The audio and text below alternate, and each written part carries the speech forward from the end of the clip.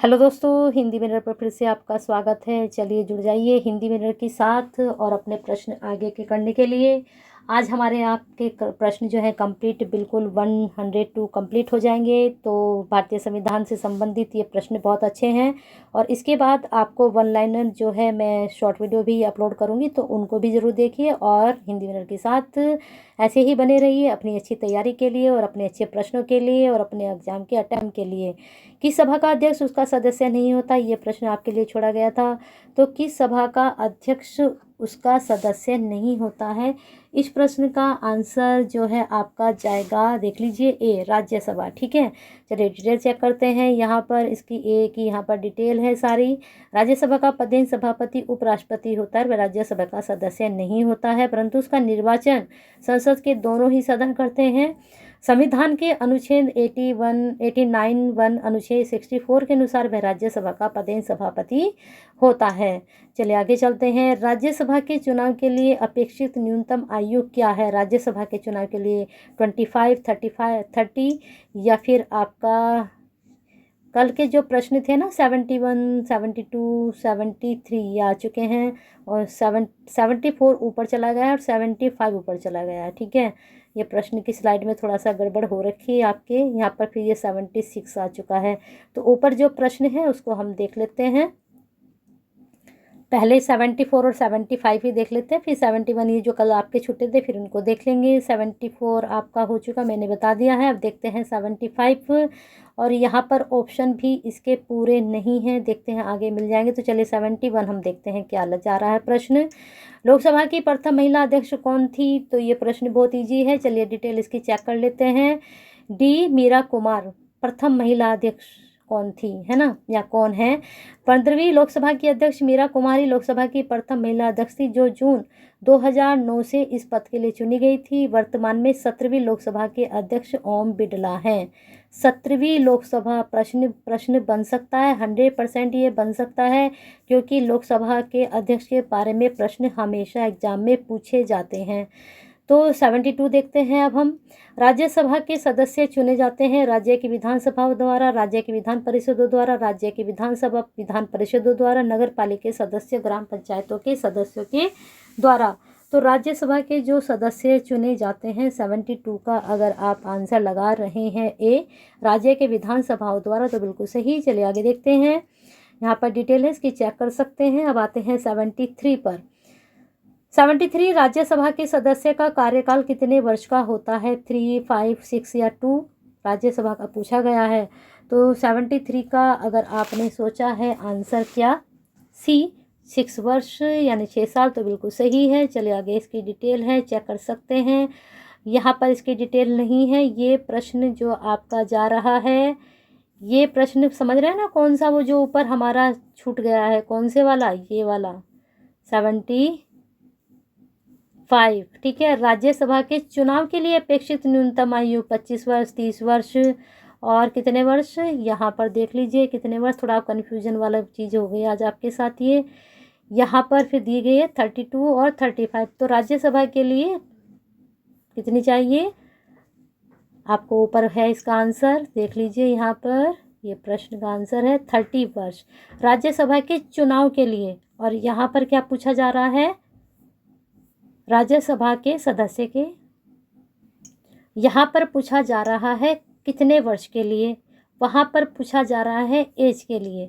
तो वहाँ पर कितनी एज बताइए, 30, और कितने वर्ष के लिए होता है, 5 वर्ष के लिए। अब प्रश्न का कन्फ्यूजन आपके दूर हो गया होगा 73 का और 74 का। यहाँ पर कार्यकाल पूछा गया है, वहाँ निर्वाचन की आयु पूछी गई है और उसके बाद सीक्वेंस आपकी बनी गई है अच्छे से। चलिए 76 देखते हैं। 75 आप पढ़ चुके हो। राज्यसभा के निश्चित सदस्य संख्या क्या है? 220, 230, 210, 250।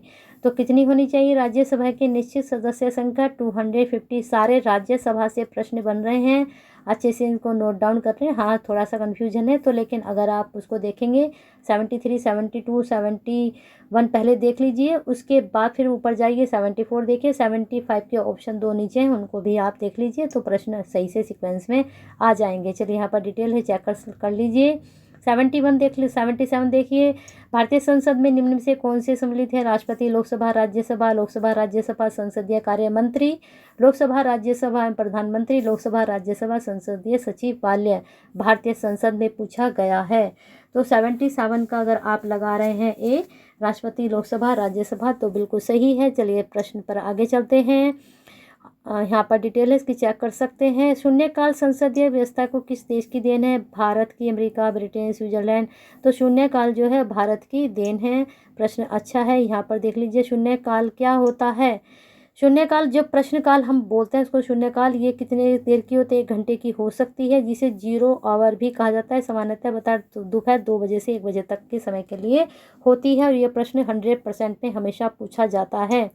नेक्स्ट क्वेश्चन देखते हैं। धन विधेयक कहाँ पुनर्स्थापित किया जा सकता है? मतलब दोबारा उसको हम डाल सकते हैं। लोकसभा, राज्यसभा, दोनों सदनों की संयुक्त बैठक में, उपरोक्त में कोई नहीं, ये तो एलिमिनेट कर ही दीजिए। इन तीनों में देखना है। तो 79 का अगर आप सोच रहे हैं ए, लोकसभा में, तो बिल्कुल सही है। चलिए आगे चलते हैं, डिटेल इसकी देख लीजिए। क्या बता रहे हैं? भारतीय संविधान 1091 के अनुसार धन विधेयक राज्यसभा में पुनः स्थापित नहीं किया जा सकता। धन विधेयक लोकसभा में पुनः स्थापित प्रस्तुत किया जा सकता है, राज्यसभा में नहीं हो सकता है, लोकसभा में हो सकता है। ध्यान से पढ़ना। धन विधेयक लोकसभा द्वारा पारित किए जाने के पश्चात राज्यसभा को उसकी सिफारिशों के लिए प्रेषित किया जाता है, जिसे राज्य अधिनियम 14 दिनों तक रोक सकती है। नेक्स्ट क्वेश्चन है, कोई विधेयक धन विधेयक है या नहीं, इसका निर्णय कौन करता है? राष्ट्रपति, लोकसभा अध्यक्ष या वित्त सचिव या फिर वित्त मंत्री। तो भाई जो धन विधेयक है वो कौन देखेगा? जब उसको लोकसभा में, मैंने आपको भी समझाया था कि वहाँ इसको रोकते हैं, तो लोकसभा अध्यक्ष। चलिए देखते हैं 80 का आपकी डिटेल। कोई विधेयक धन विधेयक है या नहीं, इसका विनिश्चय संविधान के अनुच्छेद 110(3) के अनुसार लोकसभा अध्यक्ष के द्वारा निश्चित किया जाता है और वह निश्चय अंतिम होता है, उनके द्वारा ही बताया हुआ निश्चय होता है। नेक्स्ट क्वेश्चन, भारत में उच्चतम न्यायालय का उद्घाटन किस तिथि में हुआ? 27 जनवरी 50, 28 जनवरी 1950 और 29 जनवरी 50, 30 जनवरी 50। ठीक है, तो बता दीजिए उच्चतम न्यायालय का उद्घाटन। तो 21 का आप लगा रहे हैं बी, 28 जनवरी 1950, तो बिल्कुल सही है। प्रश्न अच्छा है, बन सकता है एग्जाम में। नेक्स्ट क्वेश्चन पर चलते हैं। भारत के उच्चतम न्यायालय के न्यायाधीशों की वर्तमान संख्या कितनी है? तो वह है 34। बहुत अच्छा, 100% में लेके चलिए। प्रश्न मोस्टली पूछा जाता है। डिटेल यहाँ पर है, चेक कर सकते हैं, पूरी डिटेल है। अच्छे से इसको पॉज कर लीजिए और इसको पढ़िए। ठीक है, स्क्रीनशॉट ले लीजिए, नोट डाउन कर लीजिए इसके पॉइंट सारे। सर्वोच्च न्यायालय का न्यायाधीश अपना त्याग पत्र दे सकता है या लिखकर देता है? मुख्य न्यायाधीश को, राष्ट्रपति को, प्रधानमंत्री को, विधि मंत्री को। तो 83 में आपने क्या सोचा है? जो सर्वोच्च न्यायालय का न्यायाधीश होता है वह अपना त्यागपत्र किसको दे सकता है? राष्ट्रपति को दे सकता है या फिर देता है? तो इसमें आंसर जाएगा बी, राष्ट्रपति को। ठीक है, चलिए देखते हैं। नेक्स्ट क्वेश्चन आपका यहाँ पर डिटेल है, चेक कर लीजिए। नेक्स्ट क्वेश्चन है, सर्वोच्च न्यायालय में सेवानिवृत्ति की आयु क्या है? अब देख लीजिए, पहले लोकसभा के चले थे क्वेश्चन, उसके बाद राज्यसभा के चले, अब चल रहे हैं आपके सर्वोच्च न्यायालय से संबंधित, न्यायाधीश से संबंधित, मुख्य न्यायाधीश से संबंधित। तो एक सीक्वेंस वाइज आपके क्वेश्चंस आ रहे हैं, तो इनको बड़े अच्छे से पढ़िए और सीक्वेंस वाइज ही इनको आप नोट डाउन भी करिए। 62, 63, 64 या 65, तो 84 का आपका बन जाएगा 65। ठीक है, नेक्स्ट क्वेश्चन पर चलते हैं। आपके 85 क्या बन रहा है? संविधान की व्याख्या करने का अंतिम अधिकार किसे है? संविधान की व्याख्या करने का राष्ट्रपति, अटॉर्नी जनरल, लोकसभा अध्यक्ष या फिर सर्वोच्च न्यायालय। तो जो संविधान की व्याख्या करने का अंतिम अधिकार सर्वोच्च न्यायालय को होता है। यहाँ पर डिटेल है, देख लीजिए। नेक्स्ट क्वेश्चन, भारत में संविधान की मूल संरचना, बुनियादी ढांचे का सिद्धांत का स्रोत है क्या है? संविधान, न्यायविदों की मत या न्यायिक व्याख्या, संसदीय कानून। तो अभी व्याख्या के बारे में आपसे जिक्र किया गया था, तो वही है संविधान की मूल संरचना या बुनियादी ढांचा। यहाँ पर डिटेल है, ये चीज़ मैं आपको बता चुकी हूँ। केशवानंद भारती बनाम केरल, तो ये भी पढ़ लीजिए। चलिए आगे चलते हैं। राज्य सरकार का कार्यकारी अध्यक्ष, संवैधानिक प्रमुख कौन होता है? मुख्यमंत्री, राज्यपाल, मुख्यमंत्री का सचिव या फिर मुख्य सचिव। तो प्रश्न आपका आंसर जाएगा 20 में, राज्यपाल। राज्य सरकार का कार्यकारी अध्यक्ष, संवैधानिक प्रमुख राज्यपाल होता है। नेक्स्ट क्वेश्चन आपका यहाँ पर डिटेल इसकी चेक कर लीजिए। 88 पर हम आ चुके हैं। राज्यपाल किसके प्रति उत्तरदायी होता है? तो जल्दी से सोच लीजिए, राज्यपाल किसके लिए उत्तरदायी होता है? प्रधानमंत्री, राष्ट्रपति, विधानसभा, मुख्यमंत्री। तो 88 का आंसर अगर आप सोच रहे हैं बी राष्ट्रपति, तो बिल्कुल सही, राज्यपाल उत्तरदायी राष्ट्रपति, क्योंकि नियुक्ति वहीं से होती है ना। अब आगे आते हैं, यहाँ पर डिटेल है, चेक कर लीजिए, प्रश्न देख लीजिए। 89, किस राज्य में विधान परिषद की स्थापना और समाप्ति का प्रावधान है भारतीय संविधान के? 70, 169, 168, 167। तो विधान परिषद की स्थापना और समाप्ति का प्रावधान 89 में अगर आप सोच रहे हैं बी अनुच्छेद 169, तो बिल्कुल सही है। चलिए आगे चलते हैं, डिटेल इसकी यहाँ पर है, चेक कर, डिटेल नहीं है इसकी, कोई बात नहीं, आंसर आपको मिल चुका है। चलिए नेक्स्ट क्वेश्चन पर चलते हैं। उत्तर प्रदेश की विधान परिषद में राज्यपाल द्वारा कितने सदस्यों को मनोनीत किया जाता है? बहुत अच्छा प्रश्न, 100% में नोट डाउन करिए, क्योंकि यूपी से संबंधित आपको एक भी प्रश्न नहीं छोड़ना है। तो कुल सदस्यों का 1/10, 1/8, 1/7, 1/6। तो 90 का आंसर अगर आपने सोचा है डी 1/6, तो बिल्कुल सही है। चलिए आगे देखते हैं। उत्तर प्रदेश की परिषद के कुल सदस्य, इतने सदस्यों का राज्यपाल द्वारा साहित्य, विज्ञान, कला, साहित्य, आंदोलन, सामाजिक क्षेत्र में भारी अनुभव करने वाले व्यक्तियों को चुना जाता है। प्रश्न राज्यपाल के द्वारा, ठीक है। और यही काम कौन करते हैं केंद्र में? यही काम केंद्र में राष्ट्रपति करते हैं ना। इन दोनों की शक्तियाँ कुछ भी बराबर हो सकता है। चलिए आगे चलते हैं। इनके थोड़े बहुत मिलते जुलते होते हैं। निम्न में से किसको भंग नहीं किया जा सकता परंतु समाप्त किया जा सकता है? लोकसभा, राज्यसभा, राज्य विधानसभाएं, राज्य विधान परिषदें। तो इनमें से भंग नहीं किया जा सकता। कल ही मैंने आपको वीडियो में बताया था, ये प्रश्न आपके पास सामने आया है, दूसरे तरीके से अब पूछा गया है, आंसर वही रहेगा जो मैंने पहले आपको बताया था। चलिए आगे चलते हैं प्रश्न पर। 92 पर कौन सा प्रश्न नंबर था? 91, 92 पर हम आ चुके हैं। चलिए देखते हैं। भारत के किस राज्य में सर्वप्रथम महिला मुख्यमंत्री हुई थी? उत्तर प्रदेश, बिहार, तमिलनाडु, तो दिल्ली। तो उत्तर प्रदेश में हुई थी। डिटेल चेक करते हैं कौन हुई थी। सुचेता कृपलानी भारत के किसी राज्य के मुख्यमंत्री बनने वाली पहली महिला थी। 1963 में उत्तर प्रदेश राज्य की मुख्यमंत्री बनी थी। प्रश्न यहाँ पर दो तरीके से बनता है कि यूपी की पहली मुख्यमंत्री कौन थी, या फिर भारत की प्रथम मुख्यमंत्री कौन थी, या फिर भारत की जो पहली मुख्यमंत्री थी वो किस राज्य की मुख्यमंत्री बनी थी। तो किसी भी तरह से ये प्रश्न किसी भी तरीके से आपके सामने आ सकता है, लेकिन प्रश्न चाहे कैसे भी पूछे जाए आंसर एक ही रहता है, क्योंकि आपका किसी भी तरीके से प्रश्न पूछेंगे लेकिन आंसर क्या रहेगा? सुचेता कृपलानी। चलिए आगे चलते हैं।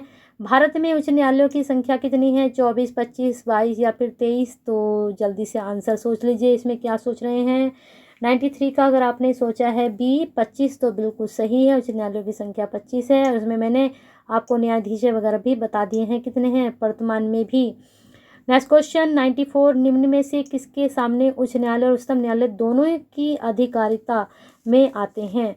केंद्र और राज्य के बीच राज्य के परस्पर विवाह, मूल अधिकारों का संरक्षण, संविधान के उल्लंघन से संरक्षण। तो क्या आंसर जाएगा 94 का सी, मूल अधिकारों का संरक्षण। किसके मामले? उच्च न्यायालय और उच्चतम न्यायालय दोनों की अधिकारिता में ही आते हैं, उच्च न्यायालय में भी और उच्चतम में भी। तो मूल अधिकारों के जो संरक्षण है उनसे संबंधित यहाँ पर आते हैं। यहाँ पर डिटेल है, चेक कर सकते हैं। नेक्स्ट क्वेश्चन, एक उच्च न्यायालय का न्यायाधीश अपना त्यागपत्र संबोधित करता है, किसको दे सकता है? राष्ट्रपति को, भारत के मुख्य न्यायाधीश को, उसके राज्य के उच्च न्यायालय के मुख्य न्यायाधीश को, या फिर राज्य के राज्यपाल को। तो जो उच्च न्यायालय का मुख्य न्यायाधीश अपना त्यागपत्र दे सकता है वह राष्ट्रपति को दे सकता है। नेक्स्ट क्वेश्चन, यहाँ पर डिटेल है, इसको चेक कर सकते हैं। आगे देखते हैं नेक्स्ट अगला प्रश्न क्या है। राज्य लोक सेवा आयोग के सदस्यों की नियुक्ति किसके द्वारा की जाती है? लास्ट वाले जो प्रश्न है बहुत ही यूनिक प्रश्न है और उसमें से 100% पूछे जाते हैं, तो ध्यान रखिए इस चीज़ का। राष्ट्रपति, राज्यपाल, अध्यक्ष संघ लोक सेवा आयोग, अध्यक्ष राज्य लोक सेवा आयोग। राज्य लोक सेवा के सदस्यों की नियुक्ति के बारे में यहाँ पर पूछा गया है। प्रश्न को ध्यान से सुन लीजिए, पढ़ लीजिए। तो क्या है? राज्यपाल। मैंने कहा था राष्ट्रपति केंद्र में और राज्यपाल राज्य में, शक्तियाँ इनकी बराबर सी होती हैं। चलिए यहाँ पर देखते हैं आपका प्रश्न क्या डिटेल पूरी, इसको चेक कर लीजिए। आगे आते हैं प्रश्न पर। यहाँ से ये प्रश्न रिपीट हो चुका है, ये आप इसको हटा दीजिए क्योंकि ये आप ऊपर पढ़ चुके हो। यहाँ पर चलिए आगे आते हैं। किस राज्य लोक सेवा आयोग के कार्यों को निम्नलिखित में से किसी एक अनुमोदन से संघ लोक सेवा आयोग को सौंपा जा सकता है? भारत के मुख्य न्यायाधीश, प्रधानमंत्री, लोकसभा का अध्यक्ष, भारत के राष्ट्रपति। तो प्रश्न नंबर 97 का आंसर अगर आप सोच रहे हैं भारत के राष्ट्रपति, तो बिल्कुल सही। प्रश्न को और अच्छे से देख लीजिए। किसी राज्य लोक सेवा के कार्यों को में से किसी एक अनुमोदन से संघ लोक सेवा आयोग को सौंपा जा सकता है? भारत के राष्ट्रपति। चलिए आगे देखते हैं, डिटेल समझ लीजिए। डिटेल में, राज्यपाल की सिफारिश पर राष्ट्रपति के अनुमोदन से किसी राज्य लोक सेवा आयोग के कार्यों को संघ लोक सेवा आयोग को सौंपा जा सकता है। तो आ गया होगा ना समझ में। संविधान के अनुच्छेद 315 के अनुसार संघ के लिए एक संघ लोक सेवा आयोग और एक प्रत्येक राज्य के लिए एक लोक सेवा आयोग होगा। केंद्र में क्या होगा? एक संघ लोक सेवा आयोग और राज्य के लिए लोक सेवा आयोग। ठीक है, लोक सेवा आयोग दोनों में है, लेकिन राज्य के लिए लोक सेवा और यहाँ पर एक संघ। ठीक है, अब आते हैं, आपको पता ही होगा, अपने फॉर्म भी यहाँ का डाला हुआ है। चलिए आगे देखते हैं। संघ लोक सेवा आयोग अपना वार्षिक प्रतिवेदन सौंपता है प्रधानमंत्री, राष्ट्रपति, लोकसभा के अध्यक्ष या फिर गृह मंत्री। तो आंसर को सोच लीजिए। हम आ चुके हैं अब धीरे धीरे जहाँ हमारी मंजिल थी 102 की, वहाँ पहुँच चुके हैं। वीडियो पसंद आई है 102 तक सारी, तो इनको क्या करना है, आपको लाइक करना है और क्या करना है, शेयर भी करना। तो इसका आंसर आपका जाएगा क्या? राष्ट्रपति को। ठीक है, संघ लोक सेवा आयोग अपना वार्षिक प्रतिवेदन राष्ट्रपति को सौंपता है। चलिए डिटेल देखते हैं क्या है यहाँ पर। अनुच्छेद 323 के अनुसार संघ लोक सेवा आयोग का यह कर्तव्य होगा कि वह राष्ट्रपति को आयोग द्वारा किए गए कार्य के बारे में प्रतिवर्ष वार्षिक प्रतिवेदन दे, जिसे राष्ट्रपति एक ज्ञान पत्र सहित संसद के प्रत्येक सदन के समक्ष प्रस्तुत कर सके। ठीक है, ये इसकी डिटेल है और बहुत अच्छा प्रश्न भी है आपका ये, तो देख लीजिए। चलिए आगे चलते हैं। प्रश्न पर क्या बन रहा है? 99, यूनियन पब्लिक सर्विस कमीशन की प्रथम महिला अध्यक्ष का नाम है शीला दीक्षित, रोज मैथ्यू, वीणा मजूमदार, मार्गरेट अल्वा। तो यूनियन पब्लिक सर्विस कमीशन की जो प्रथम महिला चुनी गई है या नाम है, तो 99 का अगर आप आंसर सोच रहे हैं, क्या बताइए दीजिए जल्दी से। बी, रोज मैथ्यू, तो बिल्कुल सही है। चलिए डिटेल देखते हैं इसकी। श्रीमती रोज एम मैथ्यू संघ लोक सेवा आयोग यूनियन पब्लिक सर्विस कमीशन की प्रथम महिला अध्यक्ष थी, जो वर्ष 1992 से 1996 के दौरान इस पद पर रही। जो कि आपने फ़ोन डाला हुआ है यूपी, आपने यूपी, अब इसमें से यूपी हटा दीजिए। अच्छा ठीक है, यूपी हटा देंगे तो क्या बन जाएगा? Union service commission. चलिए आगे चलते हैं आपके प्रश्न पर। प्रश्न नंबर 100, भारत में पहली बार लोक सेवा आयोग की स्थापना किस अधिनियम से हुई, वह कौन सा था? लोक सेवा आयोग के बारे में यहाँ प्रश्न बन रहा है और यहाँ से प्रश्न बन सकता है। मैं बार बार कह रही हूँ, लोक सेवा आयोग, संघ लोक सेवा आयोग, इनके प्रश्न को बहुत ध्यान से पढ़िए। प्रश्न यहाँ से पूछे जा सकते हैं क्योंकि फॉर्म से संबंधित भी ये प्रश्न आपके बन रहे हैं। जिस टॉपिक पे आपने, जिस विषय पर आपने डाला हुआ है, वहाँ से ये प्रश्न बन सकता है। Indian council act 1892, council act 99, government of India 99, government of India act 1935। तो लोक सेवा आयोग की स्थापना कब हुई ये बताना है आपको। 100 में आंसर जल्दी से सोच लीजिए। आप क्या सोच रहे हैं 100 का? अगर आप सोच रहे हैं सी, गवर्नमेंट ऑफ इंडिया एक्ट 99, तो बिल्कुल सही है और ये प्रश्न 100% पे लेके चलिए। मैं समझा रही हूँ बार बार कि ये सब पढ़ लीजिए। यूनियन पब्लिक सर्विस कमीशन, लोक सेवा आयोग, संघ लोक सेवा आयोग। ठीक है, यहाँ से प्रश्न आपके जरूर बनेंगे। 1999 के भारत शासन अधिनियम के अंतर्गत भारत में प्रथम लोक सेवा आयोग 1926 में स्थापित किया गया। इस समय इसमें एक अध्यक्ष तथा 4 सदस्य थे। 1935 अधिनियम के द्वारा इसका नाम संघीय लोक सेवा आयोग रख दिया गया। ठीक है, अब इसका आपको ये भी पता चल गया है कि इसका नाम कब बदला गया और कब इसकी स्थापना हुई। ठीक है, अब आते हैं 101 पर। अब हमारे 2 ही क्वेश्चंस रह गए हैं। चलिए देखते हैं। भारत के मुख्य चुनाव आयुक्त को नियुक्त किया जाता है लोकसभा, प्रधानमंत्री, राष्ट्रपति, मुख्य न्यायाधीश। तो भारत के जो मुख्य चुनाव आयुक्त होते हैं, इसके बारे में आपको बताना है, इनको किसके द्वारा नियुक्त किया जाता है। तो 101 का अगर आप सोच रहे हैं राष्ट्रपति के द्वारा, तो बिल्कुल सही। चलिए डिटेल देख लेते हैं क्या है। डिटेल यहाँ पर है। भारतीय संविधान के अनुच्छेद 324(2) के अनुसार भारत के निर्वाचन आयोग के मुख्य चुनाव आयुक्त तथा अन्य चुनाव आयुक्तों की नियुक्ति संसद द्वारा बनाई गई विधि के अधीन राष्ट्रपति द्वारा की जाती है। डिटेल को जरूर पढ़िए सभी प्रश्नों की, क्योंकि डिटेल में आपको प्रश्न के आंसर के साथ साथ और भी अधिक जानकारी मिल रही है, तो इसको जरूर ध्यान से देखिए। नेक्स्ट क्वेश्चन लास्ट, भारत के मुख्य निर्वाचन आयुक्त की पदावधि क्या है, मतलब कितने समय के लिए होते हैं? 5 वर्ष राष्ट्रपति के प्रसाद पर्यंत, 6 वर्ष या फिर 65 वर्ष, 65 या जो भी पहले हो, 5 वर्ष या 65 वर्ष के आयु तक जो भी पहले हो। यहाँ पर 6 वर्ष, यहाँ पर 5 वर्ष दी है, ठीक है। यहाँ पर लास्ट जो है एज सेम दी है। तो 102 का अगर आप सोच रहे हैं सी, तो बिल्कुल सही, 6 वर्ष या फिर 65 वर्ष के आयु से जो भी पहले आ जाए, ठीक है। अगर उनका वो 65 एज के नहीं हुए हैं और उनके 6 वर्ष कंप्लीट हो चुके हैं तो वो पदावधि उतने समय की होगी। और अगर उनके 6 वर्ष कंप्लीट नहीं भी हुए हैं और उनकी 65 एज आ चुकी है, तब भी वो अपना पदावधि पे तब तक ही बने रहेंगे। तो प्रश्न मुझे लगता है अच्छे से समझ में आ गए होंगे, और समझ में आए हैं तो क्या करना है, L+S+C करना है, लाइक करना है, शेयर करना है, कमेंट करना है और लाल बटन को दबा कर जाना है, बेल आइकन को हिट करना है, क्योंकि नेक्स्ट वीडियो तभी मिलेगी। अब आज आपका ये कंप्लीट हो चुका, अर्थव्यवस्था भी हो चुका है, आपका हिस्ट्री भी हो चुका है, आपका संविधान भी हो चुका है, ज्योग्राफी भी हो चुका है, भारतीय संस्कृति भी हो चुका है। अब हम फोकस करेंगे आपके जो शोध वाले प्रश्न हैं, आपके आईसीटी वाले जो प्रश्न हैं, वहाँ पर हम फोकस करेंगे।